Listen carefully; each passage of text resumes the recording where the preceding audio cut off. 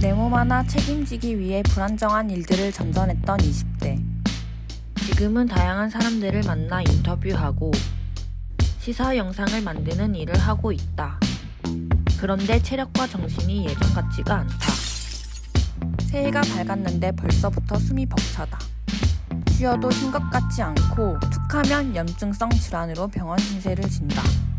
이를 악물고 자거나 자다 깨는 일도 다반사. 나는 번아웃일까? 태어나 처음으로 상담 선생님을 찾아가 보았다.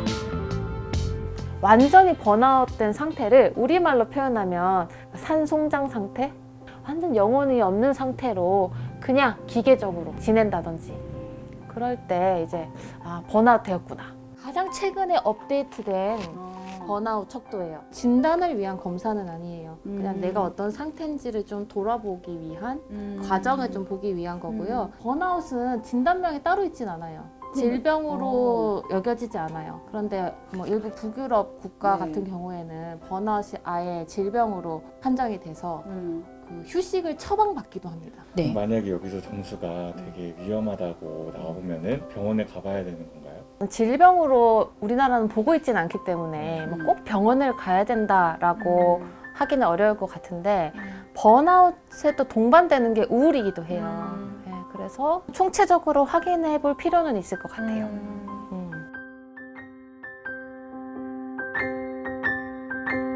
직장에서 나는 정신적으로 고갈됨을 느낀다.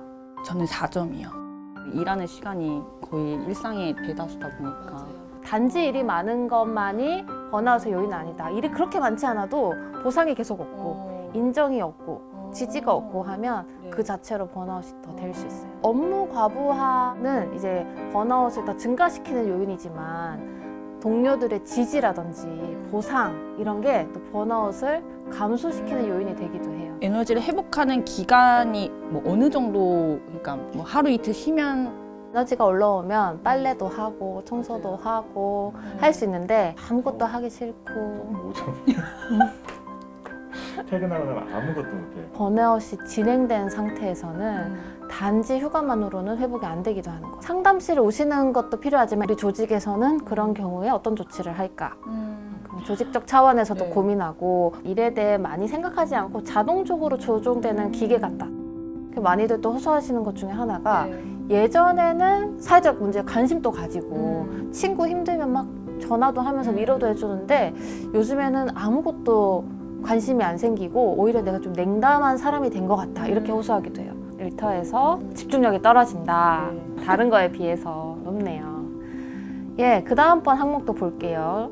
일터에서 감정을 주체할 수 없다. 잠들거나 지속하는데 어려움이 있다. 한 새벽 4시 되면 한 번씩 깼다가 다시 자기도 하고. 긴장을 이렇게 많이 한다는 거예요. 어찌 보면 이렇게 확 풀어지기보다는 막 계속해서 뭔가 생각하다 잠들거나 하면 몸이 좀 굳어 있어요. 어떤 경우에는 이를 이렇게 악물고 자서 치아가 손상되기도 해요. 치과에 갔더니 이빨에 금이 많이 가 있다고 좀 조심히 하라. 저는 한때 긴장 많이 하면요. 꿈에서 철봉에 매달려 있는 꿈을 힘을 이렇게 주고 있는 거죠. 여가를 어떻게 보내는 게 좋나요? 다이어리를 쓰는데 주말에도 미리 체크해야 될 거를 항목을 계속 주말에도 리스트업을 하거든요. 일단 기본적으로 해야 한다는 건 다 미션이에요. 다 숙제예요. 과제를 나에게 부여하는 거예요. 그게 꼭 완전히 못 쉬는 건 아닐 수도 있어요. 우리가 쉼이라는 게 뭔가 내가 유능감을 느끼는 것도 쉼일 수도 있고요. 친밀감을 느끼는 게 누군가에겐 쉼일 수 있어요. 그거를 하나씩 클리어 하는 데서 내가 휴식 시간을, 여가 시간을 그렇게 보내고 있다면 내 어떤 욕구를 내가 충족시키고 있나. 근데 그거 하면서 또 어떤 걸 놓치고 있나. 이런 것을 우리가 좀 면밀하게 살펴볼 필요가 있는 것 같아요. 직장을 그만두는 큰 결정은 소진된 상태에서 중요한 결정을 하지 말라고 말씀드리거든요. 좀 내가 온전한 상태에서 하려면 일단 휴직을 하고 회복 기간에 가신 다음에 결정하는 게 좀 더 좋다. 퇴사 직장이 없는 상태 그 자체가 또 불안을 유발할 수도 있어요. 이제 그만둘 수밖에 없는 상태가 돼서 오시기도 하는데요. 나도 약간 소진의 그게 있는데? 라고 하면 빨리 지금 나에게 뭐가 필요하고 어떤 상태인지를 빨리 좀 점검해 보셨으면 좋겠어요. 실제로 상담실에서 많이 호소하시는 문제 중에 하나가 저희가 좀 게으른 것 같아요 라는 얘기를 진짜 많이 하세요. 내 계획대로라면 이렇게 다 해야 되는데 좀 너무 집에 가면 늘어져 있게 되고 일과를 자세하게 들어보면 꽉 차 있어요. 더 해야 되는 거예요. 자물쇠를 해야 되고 주말에도 해야 되고 남들은 이런 것도 하고 이상하다라고 생각하지 않는 문화 자체에 처방이 필요하고 왜 우리가 다 같이 번아웃이지? 번아웃을 극복하기 위해서 개인적으로 해야 될 게 있을 수도 있어요. 왜 너도 나도 다 번아웃이지? 그건 이제 다 같이 얘기를 해봐야 되는 거예요.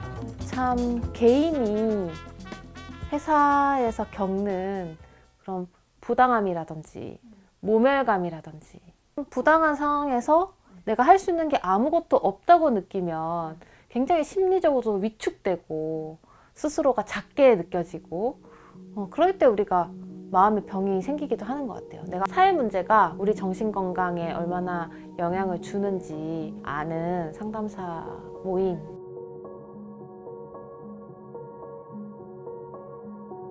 저 같은 경우는 어떻게 시작했냐면 친구가 이제 성소수자 인권 운동을 하는데 그 커뮤니티에 사람들이 계속 자살이 잇따른 자살이 있다는 거예요. 프로그램을 열까 하는데 그래서 와서 한번 봐달라. 그렇게 해서 그때 이제 가서 그 쌍용자동차 해고노동자 심리지원센터 와라 또 알게 되고 한 명씩 이제 간호사나 분들이 태움으로 이제 사망을 극단적인 선택을 하셨어요. 써야 하는 게 굉장히 사실만 써야 되는 거예요. 감정이 다 배제가 돼야 되는 거잖아요. 그게 굉장히 좀 저한테는 힘들었던 경험이었거든요. 사이버 성착취 문제로 활동하는 사람들 보면은 그 신고를 계속 하려면 영상을 봐야 돼요. 감정적으로도 동요가 일고 화가 나기도 하고 시니컬해지기도 하고 그 일 자체로 심리적 손상이 되는 거죠. 이런 부분에 있어서는 내가 가진 또 지식과 기술들을 좀 나눌 수 있겠다. 사회적 고통 속에 있는 사람들 상담실에만 있을 게 아니고 밖에서 할 수 있는 일이 더 많다. 저도 회사 상담사로 있었는데 회사 다닐 때 사람들이랑 점심시간에 밥 먹을 때 너무 빨리 밥을 먹는 거예요. 밥 먹는 속도가 나는 훨씬 느린데 다 같이 일어나고 그런 문화잖아요. 그 안에서 제가 밥 먹는 속도도 점점 빨라지는 거예요. 동기와 이 속도에 살아와서 좀 버겁다, 힘들다는 느끼고 있었지만 어떤 게 내가 편안한지에 대한 다양한 실험을 해보지는 못했던 것 같아요. 네, 저도 내가 지치지 않을 수 있는 속도나 양은 내가 가장 잘 알거든요. 선택할 수 있는 권리, 거부할 수 있는 권리, 또 발언할 수 있는 권리. 그러니까 우리 조직 문화에도 많이 없다 보니까 소진이 방치되지 않았나? 우리 조직에서 어떻게 할 수 있을지, 내 개인으로서는 어떻게 나를 보호할 수 있는지, 또 힘들어하는 동료 어떻게 좀 도와줄 수 있는지, 우리 안에 그런 사회적 지지를 우리 안에서부터 만들어가는 거, 그런 걸 좀 해보려고 합니다.